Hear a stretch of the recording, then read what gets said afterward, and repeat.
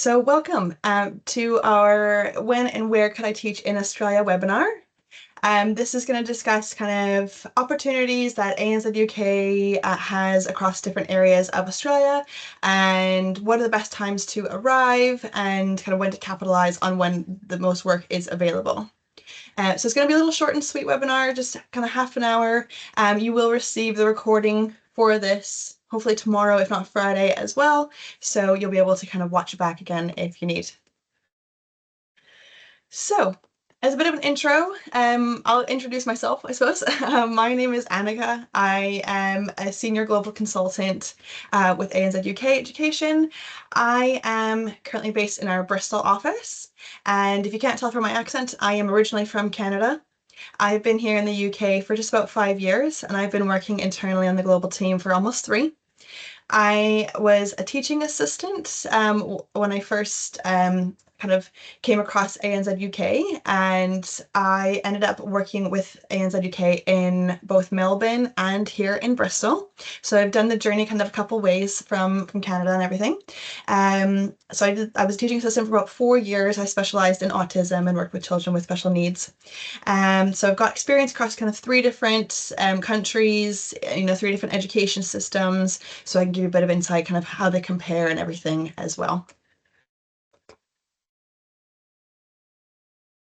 So during the session tonight, we'll be covering kind of a number of things, but we'll start with an introduction to who we are as a company, a bit about why it's beneficial to teach abroad, what you need to be able to teach in Australia, what kind of roles in particular we support with, what opportunities there are in each state, what kinds of work you can expect to be available there, and then we'll also kind of go through the school year, the Australian school year, and what are the best times to arrive and one of the busiest terms and everything. We'll also kind of touch on the process of teaching abroad, so kind of start to finish from when you make contact with us to when you arrive in Australia. We'll cover that. We'll talk a little bit about what kind of community and support that we have, and then we'll have time for questions at the end. Which reminds me, if you do have questions, please feel free to pop them into the chat. It is just myself online tonight, so I'll try to get to them as best as possible. I may not be able to get to them until the end, but I'll try and go through as many of them as I can. If you haven't spoken to us already, you will also receive a link to our bookings links kind of tomorrow or Friday in the next couple of days, and you'll be able to run past your specific questions with us as well. So we'll be able to chat through those with you to make sure you're getting kind of tailored advice and everything. Right, so who are we and who is ANZUK Education? So we are an educational agency that has been operating for 20 years. It was 20 years this year. So it's been quite a milestone for us this year. We started out supporting mostly kind of educators, coming to London from Australia. Our 2 CEOs kind of started in the garage. They were just it was just the 2 of them supporting educators back and forth. And now in 2024, we have 300 staff globally, and we have 21 offices across Australia, the UK, Canada, America, New Zealand, Europe. So we've kind of spread quite widely, which is great. So we support a lot of educators in a lot of different directions.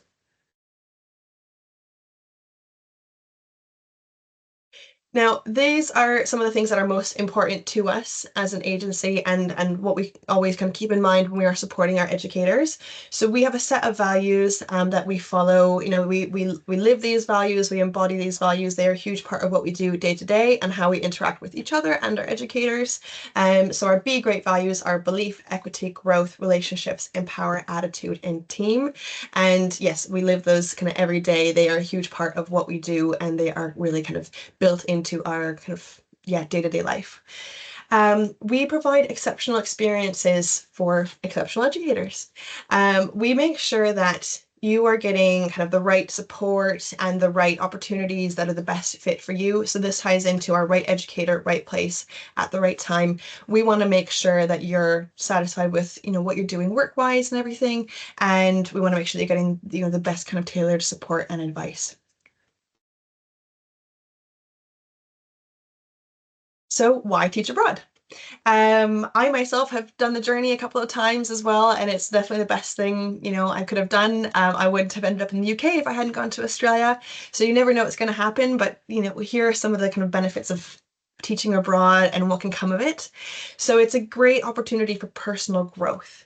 It allows you a chance to step out of your comfort zone, maybe experience settings that aren't necessarily your kind of niche or what you've been trained in specifically, and just gives you an opportunity to really try things out and see if you kind of like different pathways and different age groups or key stages and things like that. It helps to kind of develop a more cultural awareness. So even though the UK and Australia are very similar, there are some big cultural differences. So living across those multiple countries really kind of just broadens your horizons, kind of gives you a new outlook on kind of how things operate in different countries. And then, of course, living in another country as well is such an experience in itself because you meet locals, you make friends, that you would never have made before.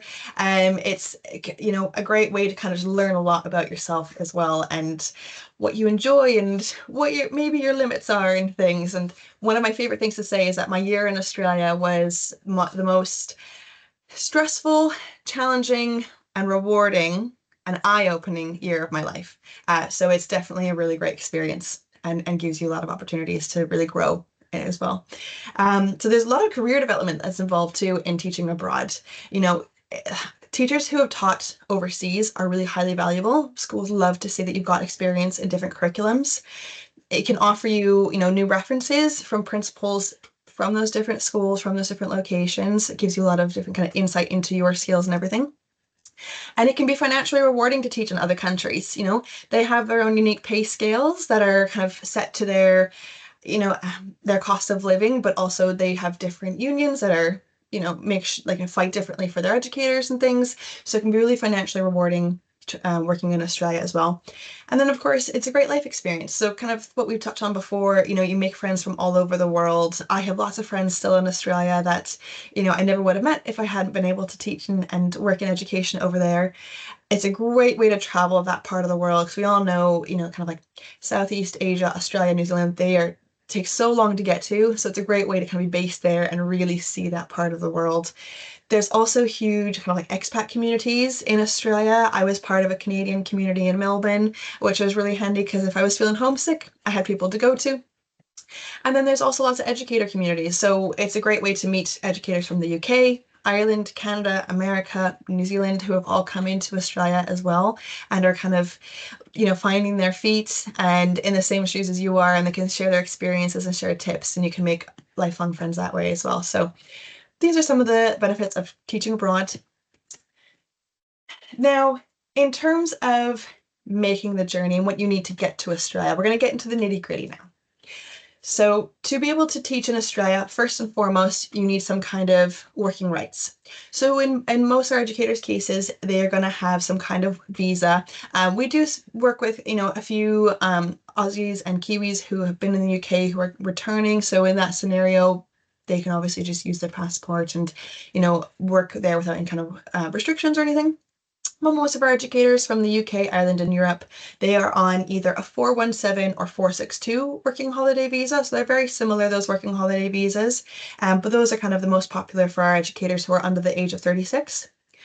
For educators who are 36 or older, or who are traveling with families, or who are looking to kind of really kind of fully make the transition to living in Australia full time permanently, oftentimes the skills visas are what they use and can be the best options for them. So this is important to kind of consider what visa you're going to be traveling on when you're thinking about your journey, because if you're going to be traveling on a working holiday visa, if you're under 36 and you can use that 417 working holiday visa, then your visa is going to be processed super quickly. You can be in Australia within a matter of months. Give yourself a few months to kind of plan everything and get yourself organized, but it doesn't take too long to get there. I guess it can be super quick and it's a very quick turnaround.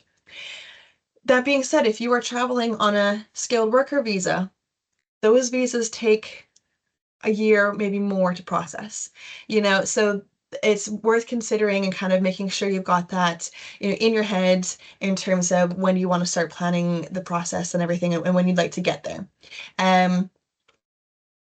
if you're over 36 and you need to have a skills visa and you're planning to get there for September next year, it might not happen just because of the timeline of when the visa is processed. You have, like, we would say speak to migration agents, because we work with an agency called Visa Go Australia, who are very, very good, very helpful. We would always make sure you're in touch with them, and they can give you the most kind of up-to-date processing times. But it's, we want you to just be aware of the visa that you are applying for will impact when you can arrive, kind of when you will be arriving in Australia, and how long that process will take. So definitely keep that in mind. We can always chat to you as well individually about these options and kind of let you know what's involved in each of these. Now, you also need to be able to kind of have your qualifications recognized in Australia to be able to teach there as well. So we will be touching on some of the state teaching registrations a little bit later. And essentially, though, what they do is each state has their own kind of teaching council where they need to look at your qualifications and assess them to make sure that you meet the Australian standards. So the Australian standard is all teachers need to have 4 years of tertiary education, so university education, with at least 1 year dedicated to studying education. Now that can look like a variety of different, options and things. So you can have a 4-year Bachelor of Arts in Education, a 4-year Bachelor of Education directly. You could have an undergrad in any subject with a Master's of Education. You could have, again, an undergrad, in another subject, and then a PGCE. So there's quite a lot of ways that you can kind of obtain these kind of requirements and kind of get to that necessary level. But you do need to have 4 years of education. If you have a 3-year Bachelor of Education or Bachelor of Art in Education, there are some options, but they're not going to be as extensive as if you have 4 years of university education. So it's worth considering as well if you want to kind of make sure you're up to date on kind of the requirements, so then it doesn't hinder you at all in kind of what you can teach in Australia. Definitely be aware of that. Consider that if you're kind of thinking of making the journey, especially if you're thinking of making the journey permanently. But that is kind of the minimum standard. You need to show that you need to have, you need to show that you've completed at least 45 days of teaching placements, like practice teaching placements, while studying as well. So unfortunately, the teaching registrations will not take into account your experience since you've qualified. You need to prove to them that when you were studying, you completed 45 days of placements, kind of in schools directly observed by the university and a class teacher.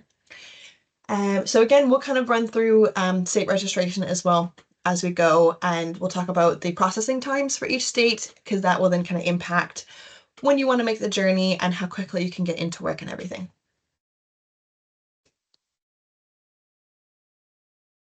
So just briefly, these are some of the options, the work options that we support educators with in Australia.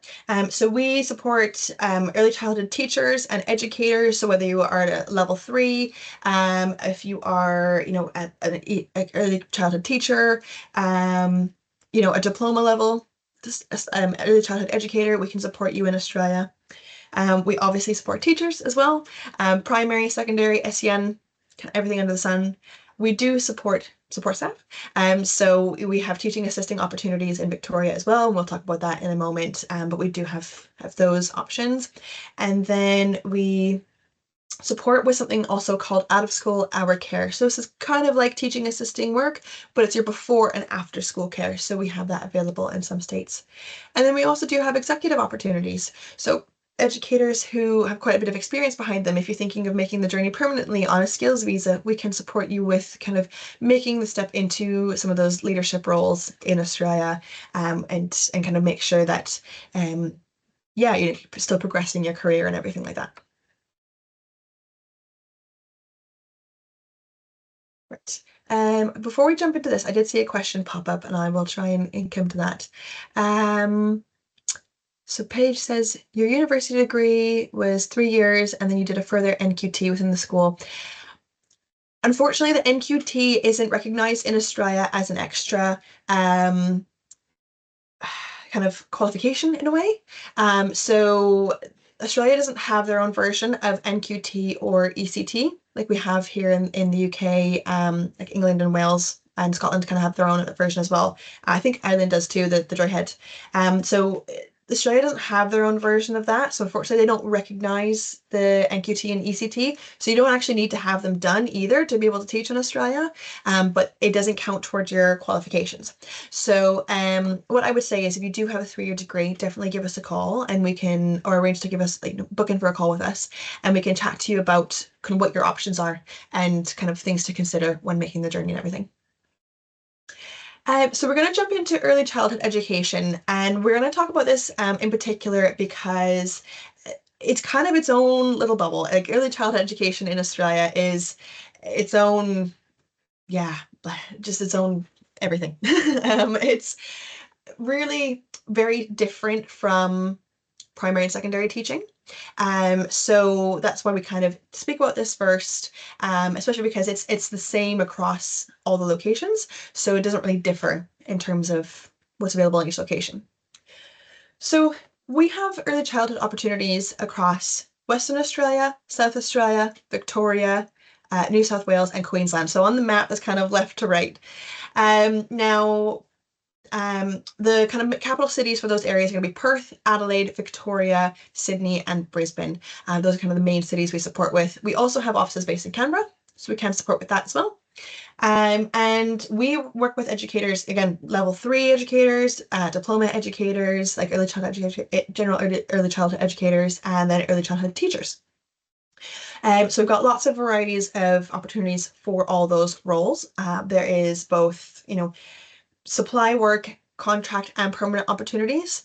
Early childhood educators have different allowances when they're on the 417 working holiday visa as well compared to primary and secondary teachers. So you can take more kind of long-term roles if you are on that visa.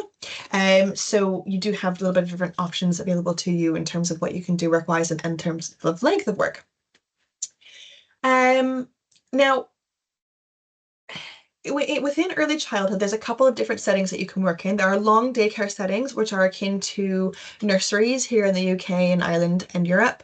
And then they also have kinder settings or kindergarten settings, which are for like 4 or 5-year-olds as a way to kind of prepare before they go into primary school.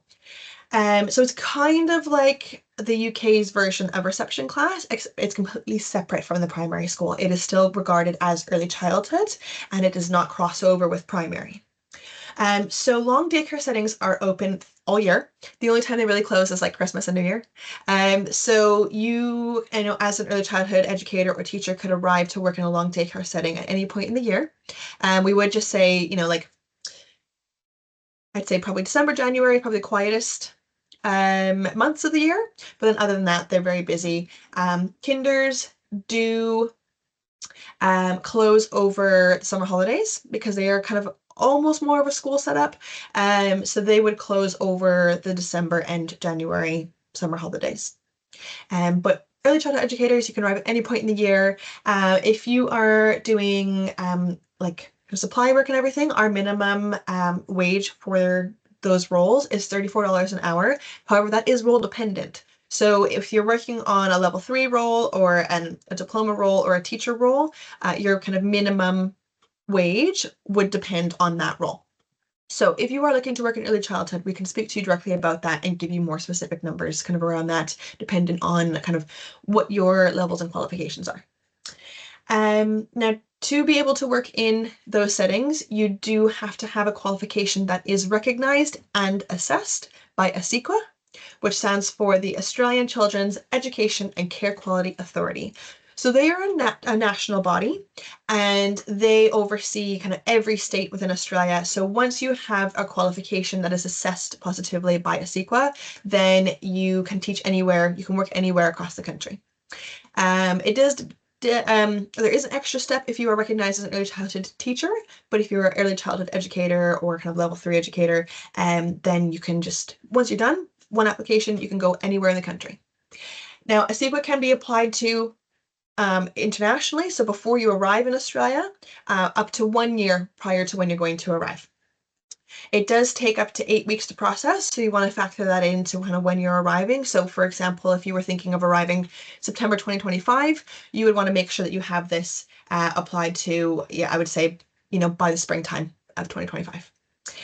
It does cost 129 Australian dollars, so it's just under £100 for that application, and you do kind of have to pay the fee to, unfortunately, for it to be kind of processed and everything. And then we do mention as well, like if you are an early childhood teacher, you also do need your state registration. But again, we can walk through the particulars of that with you when we speak to you directly as well, so that you kind of know what's going to be entailed in your process. That is early childhood in a nutshell. So lots of options, lots of opportunities. Quite a range of places that you can go. So we'll jump into Victoria. So now we're going to talk mostly about kind of primary and secondary and SEN teachers. So in the state of Victoria, our kind of biggest hub is Melbourne. We do also operate out of Geelong, and we do also have regional opportunities. So you can teach kind of metro, kind of inner city, or you can teach regional. So primary teachers, secondary teachers, SEN teachers, teaching assistants, there's lots of opportunities available for you. Teaching assisting roles are only available in Victoria, in Melbourne. So if you wanted to do that, that's kind of where you're going to have to go. But take it from me, Melbourne's fantastic. It is a wonderful city. So you're not missing out, I promise. Now we have casual relief teaching, or CRT work, contract and permanent roles there. So CRT is their equivalent of supply teaching. So we've got lots of opportunities available there. Permanent roles are dependent on your visa. You are not eligible for permanent roles on a 417 working holiday, but you are on a skills visa, or if you have an Australian passport, for example. Now, within kind of Melbourne in particular, there's lots of good public transit. You wouldn't have to have a car if you didn't want to. You can get around really easily. I never drove when I was in Melbourne, and I was just fine. And then again, we have regional contracts available. So if you did kind of want to be a little bit more removed from the city, from the hustle and bustle, we do work with, towns and schools that are kind of outside of the city. Melbourne is probably one of our most popular, it is definitely one of our most popular options for educators on the working holiday visa, because it's a really good hub. It's very busy, good transport. You can fly anywhere from Melbourne. So it's a great option. The teaching registration for Victoria is called the VIT. You can apply to that prior to arriving in Australia, and that can be submitted within 3 months of when you arrive. So for example, if you were going to arrive September 1st of 2025, the earliest you could apply for that is June 1st, 2025. So that can all be done though ahead of time. It takes kind of 4 to 8 weeks to process, but if that's processing kind of prior to when you arrive, then you don't have to worry about it holding up when you get to Australia. And that costs about $191. So it's going to be kind of just about £100 for that application. So Melbourne is a great place to kind of start. That's a very popular place for educators to start, because they can get the registration ahead of time, and that really allows you to hit the ground running and go straight into work. Now within New South Wales, this is where you would find Sydney. And again, great option for primary, secondary, SEN teachers. And then we do have those before and after school care options. So if you are kind of thinking of doing teaching assisting type work and you wanted to go to Sydney, you could do that before and after school care. It tends to be a little bit quieter though than the teaching assistant opportunities in Melbourne. Again, they have casual relief teaching options, contract and permanent roles, so we can support with those options. We're going to talk a bit more in detail as well in a moment about what the difference is between casual relief teaching and contract roles, so you kind of have a better understanding of what's involved in those. Again, Sydney has really good public transit. You wouldn't have to have a car. You can get around really easily using that. We also have regional contracts in New South Wales. In particular, there is, I believe, one school, like a primary school, that kind of, quite consistently hires educators on working holiday visas to work with them for 6 months. And then, when the educators kind of heads off to Sydney, they bring in more educators. So they have a really good kind of working relationship with us, and they constantly use a lot of our educators. But even if you were thinking of making the move permanently and you wanted to be a little bit more removed from the hustle and bustle of the city, lots of good regional opportunities for you as well there. And it is also another one of our most popular places and destinations for educators on the working holiday visa. Because again, it's a good hub. Don't have to have a car. You can get everywhere quite easily from Sydney. So it's definitely one of our top locations. The teaching registration in New South Wales is called NESA, and that has to be applied for when you are in Australia. Now, that can take anywhere from 4 to 8 weeks to process. So that would mean that after you land in Sydney, you're going to need to wait a minimum of 4 weeks before you're able to start teaching. So if you are, on, for example, if you're on an Irish passport and you were thinking about doing your regional work on your 417 working holiday visa to stay that second year, you could arrive in Sydney, submit your NESA, go do your regional work and come back, and by the time you're back to teach, it'll be done and processed. So it's, a good option if you're thinking of doing that, or maybe doing some traveling initially, then it works totally fine. If you do want to go straight into teaching, it might be worth considering maybe starting in Melbourne, getting your New South Wales registration process while you're teaching there, and then you can make the journey up to Sydney later on as well, because you can absolutely try out more than one city. NESA costs again about $190 for the whole process, because you do have to apply for a working with children check separately, which is akin to like a DBS or guard vetting. But again, about that $190, so about £100 again for the NESA application. Now, Western Australia, South Australia, and Queensland are all very similar in terms of the opportunities we support there. So they are mostly primary and SEN teaching kind of hotspots. Secondary and SEN teaching hotspots. We unfortunately don't have a lot of primary opportunities in those states just because of the way that they are run with their own kind of local government supply pools and things. We do have some primary opportunities popping up in Adelaide in South Australia, but across kind of Perth and Brisbane, there really aren't any primary roles that we can support with there. So these are going to be, really good places for educators who, secondary teachers or SEN teachers. These locations are mostly, well, pretty much strictly contract and permanent opportunities. So if you're looking to do supply work in these areas, you would need to jump onto the government-run supply pool, because the schools just use basically that for any supply teachers or CRT teachers. So our opportunities here are going to be more contract based. We do have kind of metro and regional options in most locations. So in Brisbane, we've got metro and regional options, so you can work kind of outside of Brisbane. That being said, the Gold Coast and the Sunshine Coast are very competitive, so there are not many roles going there at any given time. So Brisbane is kind of the best hub if you want to be on the coast, and then there are some more inland regional opportunities as well there. In Adelaide, in South Australia, we do have kind of metro and some regional options. So again, within Adelaide and outside of the city. In Perth, it's pretty much just metro options. There aren't really any kind of regional options at this point, so you'd be within the city. And in these locations, we definitely recommend having a car. It's definitely going to be the easiest way to get around. There isn't extensive public transit, so you would want to have your own vehicle to get around to schools. Now, the teaching registrations for each of these states as well kind of vary, but they are some of the longer to process. So if you were to head to Perth and work in Western Australia, the TRBWA can be applied to prior to your arrival. But it does take up to 10 weeks to process. So you would want to make sure that you're applying for that as soon as you can to make sure it is processed prior to when you arrive. If you were heading to Adelaide in South Australia, you are applying to the TRBSA. So those two stand for the Teaching Registration Board of Western Australia and the Teaching Registration Board of South Australia. Now, again, South Australia can be applied to 6 months prior to your arrival, but you do have to submit your documents and the application by the post. So it will take a little bit longer for everything to get there and come back. It can take about 6 weeks to process, so you do want to factor that into, again, your arrival. So, you'd want to apply as early as you can, especially because you do have to submit everything through the mail. With Queensland, if you were to head to Brisbane and teach there, you would be applying to the QCT or the Queensland College of Teachers. again, you can apply to that 6 months prior to when you arrive in Australia. But Queensland does take quite a while to process. So they take up to kind of typically 12 weeks to process, but we have seen some instances where educators have waited 20 weeks for their registration to process. So again, making sure you submit those kind of as early as you can so that they're processing, and sorted before you arrive.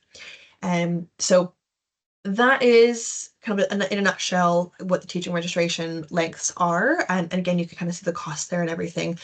So when you speak to us directly, if you're interested in one of these states, we'll walk you through everything that you need to know in particular and make sure you've got all the information that you need around kind of making the journey there. So I've talked quite a bit about CRT and contract opportunities. So I'll cover them briefly and let you know kind of what is involved in each option and each opportunity. So again, CRT is casual relief teaching, so it's supply work. So our starting rate for kind of primary, secondary teachers, SCN teachers is 398 Australian dollars a day, though we do pay to scale. So we'll take into account your qualifications and your experience, and we will make sure that you're paid, equivalent to that. But the minimum a day rate that we offer our educators is 398 Australian dollars a day. Again, early childhood is looking at a minimum of kind of $34 an hour, dependent on which role you're working. So we can offer up to 5 days of work per week on supply, in supply roles. That does depend a little bit on each term, which we will talk about in the next slide. But especially during kind of term 2 and 3, we can, guarantee up to 5 days of work a week. We do have an ambassador program that you can kind of join. That is kind of a contract for supply teachers where it's, we guarantee that, a certain amount of work. So that might be something to consider. You could have a lot of the flexibility of supply work, but know you've got guaranteed work coming in as well. So it's a really good option for a lot of educators who want to travel, but also save at the same time. Our Ready to Work app allows you to control your availability when you're doing CRT work. So you can choose your days off. You can choose how long you want to, go on holiday for. If you are feeling sick, you just pop on the app and say you're not ready for work today. Absolutely fine. We're not going to bug you. It's a really good way as well, like if you're doing CRT work, to build relationships with schools and potentially have them request you to come back for contracts and things. So it's a really good way to kind of build those relationships, get to know schools, get to know the settings, and find what's a really good fit for you. Again, there's lots of opportunities to move into contracts when you're doing CRT work. I mean, even myself, as a teaching assistant in Melbourne, I did 2 terms of supply work, and then I had a contract for 2 terms in one of the schools I worked in. So it's really, quite common for educators to start with supply and then move into contracts. So it's a good way to kind of get your feet wet and figure out what you're looking for. When you're doing CRT work as well, because you aren't doing a lot of the planning and things, work is set for you. You have a lot of flexibility and it's a lighter workload. So you pop in, you rock up at like 8:30, you are done by 3:30, and you're going to the beach. So it's nice if you kind of want to take a step back from all that planning and, marking and things like that, and have a little bit more flexibility to travel and just spend some, have more personal time in the day. And it's a really good way, again, to step out of your comfort zone. And, if you're not SEN trained, but you want to try some SEN schools, it's a great way to try that out. Or if you want to try working with different key stages, fantastic way to kind of get that experience, because it's super kind of low key. You can go in for a day or two and try that out. And then if you enjoy it, keep going back. If you don't enjoy it, all good. So it's a nice way to kind of get that extra experience. Now, contract work, that's going to be, it kind of means that you're, contracted directly with a school to kind of work with them specifically. So again, this can come from doing supply work. A school might want to hire you on to contract after you've been doing supply. Or in some cases, depending on kind of what you teach and what visa you're on, we can put you kind of directly into a contract for when you arrive. So we do offer support around kind of making sure your CV is where it needs to be and getting you interviews and prepping for those interviews. So we have a contract team that supports specifically with that element, in the contract elements. So you've always got that support to make sure you're ready to go for interviews and everything. If you're going to be on like a skills visa, something a bit more long term, like you're looking to permanently make the move, there is the option as well to interview kind of via Zoom prior to arriving in Australia, which our team helps to facilitate. And it's a good option again for educators, kind of, like those permanent residency visas, or if you're coming back to Australia after living in the UK and you're an Aussie, you can really then just kind of slide back into work. It's easy peasy, like nothing, won't be any barriers for you. We can just make sure that everything's good to go. If you're on a working holiday visa, there are options for part-time and full-time contracts up to 6 months with one school. So you aren't able to do any kind of permanent role where you're there for a year or more. You were only able to work with one particular school for up to 6 months, but we do support that. Again, you could do CRT into contract. We can also support with kind of moving into a contract directly when you arrive, but you are you have to adhere to that 6-month restriction. So for our secondary and SEN teachers, they're pretty much contracts ready to go all the time. For primary teachers, we do recommend starting with CRT work and then moving into contracts if that's kind of what you're keen on. It's easiest to create those relationships for primary teachers through that CRT, and then more likely than not, you're going to move into a contract later on. But for secondary and SEN teachers, they're pretty much contracts kind of ready to go at any given time. So pretty much as soon as you arrive, we could support with kind of getting you straight into that contract. So that is the type of work we support with. And now this is kind of when that work is going to be the busiest. When is the best time to take advantage of that? So on the left is a calendar for the 2025 Australian school year. Now this is kind of tailored to the state of Victoria, and each state is slightly different, but it pretty much follows the same model. So for July, so those 3 months at the top that are green, that is term 1. And then you can see that the following terms are kind of listed below that as well. So each term kind of goes for about 3-ish months, about 2.5 months. Now school does start back typically kind of around the end of January. So usually between kind of the 28th of January and the 31st. So Victoria goes back to the school on the 28th of January. And then you can see in term 2 that they will have their term break from the 5th of April until the about 22nd of April, because obviously we've got Easter in there, so we take that into account. So the terms run a little bit differently. They're going to go straight through for a whole term, which is 7 to 10 weeks in length, and they're going to have a 2-week break in between each term. So they don't do half-term breaks that we tend to do here in the UK and Ireland. They just go straight through for the term and a 2-week break in between each.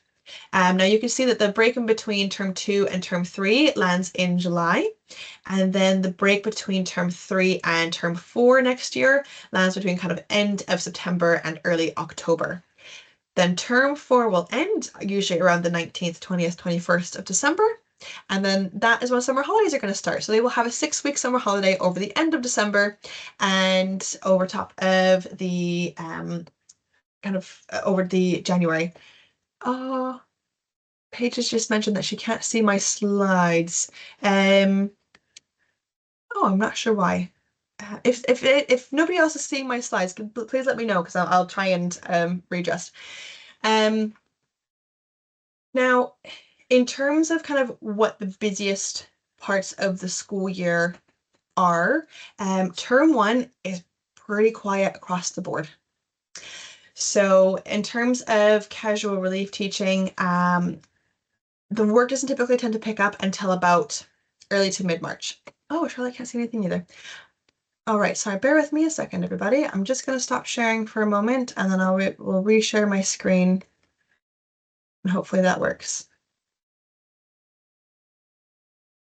There, I've reshared that. Let me know if you can see that now. Okay, you can see it. Brilliant. Okay, thank you, everybody. Hopefully that comes up in the recording. Great, thank you. Lovely. So now you can see my calendar. So you can see here how the terms are laid out in terms 1, 2, 3, and 4. And so this green bit is the term break between term 1 and 2. This is the break between term 2 and 3. The break between term 3 and 4, and then summer holidays again at the end of December. So term 1, yeah, pretty quiet across the board. Supply work doesn't tend to kind of pick up until early to mid-March.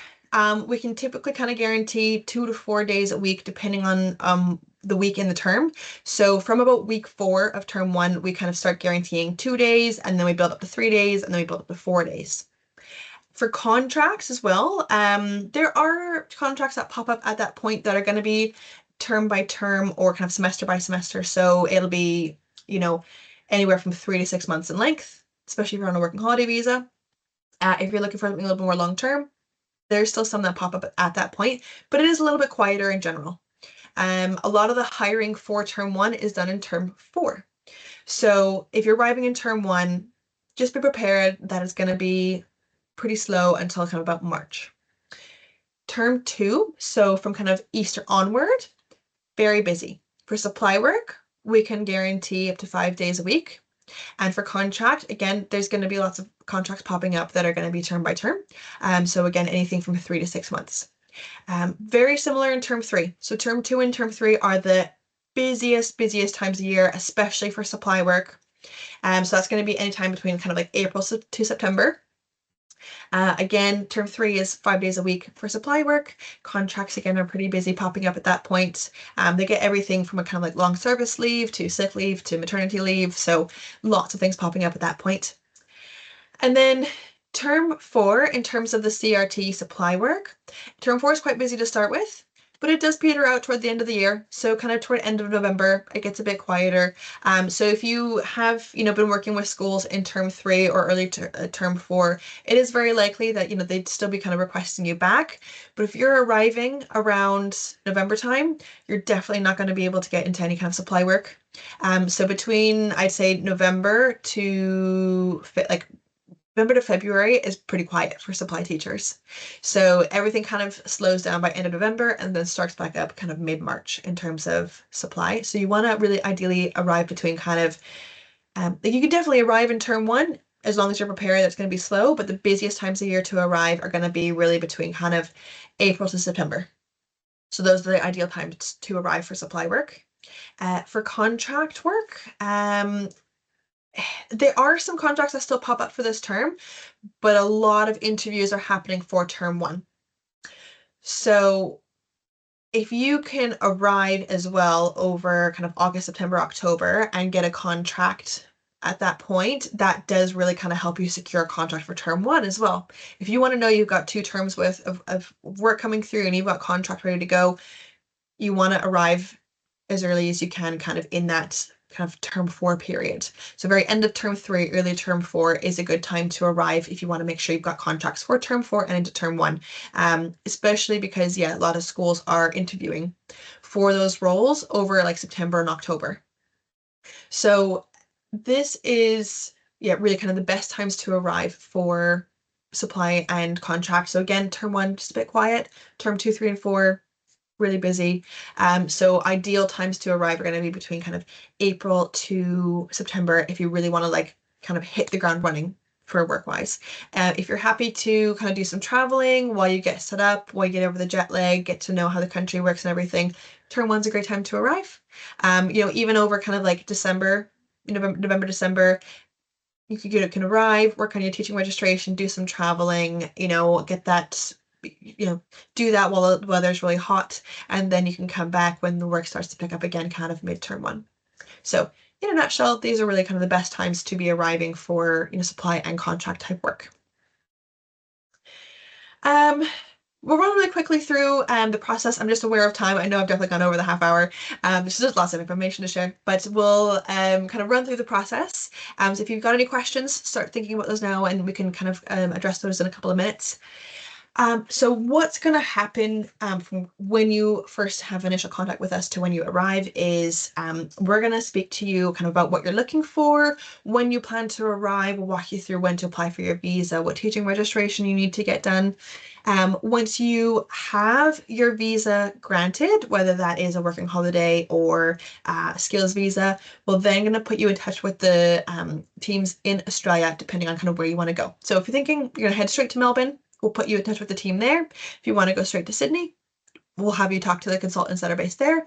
But you will then have 2 consultants to support you, one here on the UK side and one in Australia. A couple months prior to when you make the journey, the team here in the UK will do your compliance. So we'll be doing a couple of reference checks to cover your experience over the last couple of years. So we'll do all of that with you. We'll cover that for you. We're going to make sure as well that you've got any necessary police checks so that you are kind of prepared for when you arrive in Australia.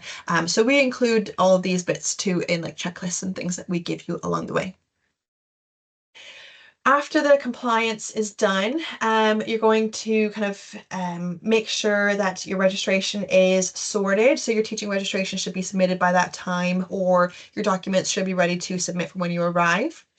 Again, we make sure that everything's kind of covered and you've got everything that you need. So we chat to you throughout the whole process as well, make sure everything's good to go.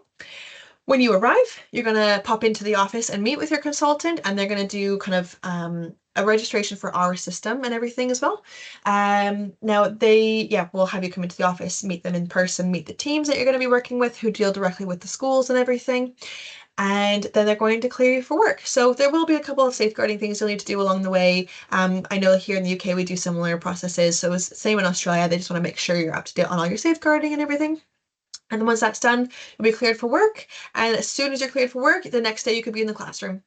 So that, in a nutshell, is kind of how the process works from start to finish. Everybody's process does look usually a little bit different depending on kind of what you're going to be doing and where you're going to be traveling, things like that. But again, we make sure that that's tailored to you when we speak to you directly.